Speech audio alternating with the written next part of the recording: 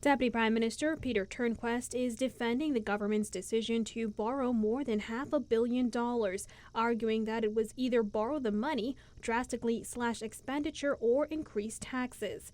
But his message did not resonate with Progressive Liberal Party Deputy Leader Chester Cooper, who called the Minister administration's fiscal plans cruel, insensitive, and ill-planned. Although we have a large budget gap to close in the immediate term, this is just not a viable option. Therefore, Mr. Speaker, as I've said many times, the government will not be increasing taxes. Turnquest addressed the issue as he led debate on the supplementary budget in the House of Assembly on Wednesday morning. He insisted that the government had very few options to meet the huge financial obligations left behind following Hurricane Dorian, which caused widespread destruction in Abaco and Grand Bahama. From time to time, circumstances have a way of putting this solemn promise to the test. They have a way of checking whether this nation is truly a family of islands, or whether we are all alone on distant rocks spread across miles and miles of ocean.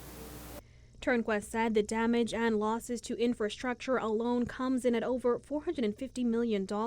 He said the government has allocated $214 million in capital projects over the next 3 years, $11.4 million toward unemployment benefits, along with other expenses. Turnquest added that the government received a $12.8 million payout from its Caribbean catastrophic insurance facility and another $20 million from dormant accounts.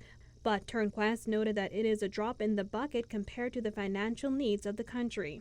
If you look at the math, it speaks for itself.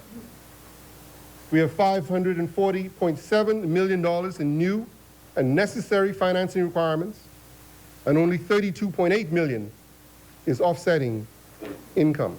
The government is seeking parliamentary approval to borrow $587.9 million to cover the revenue shortfall and expenses associated with Hurricane Dorian.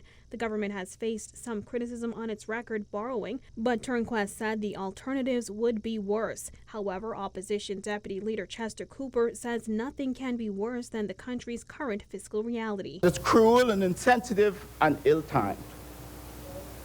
Now, Mr. Speaker, a government who has promoted themselves as the people's government, a government who has promoted these difficult times as the people's time, must now speak to the people and answer their questions. The people want to know that this administration has borrowed $3 billion and it has very little to show for it. Reporting for Guardian News Network, I'm Jasmine Brown.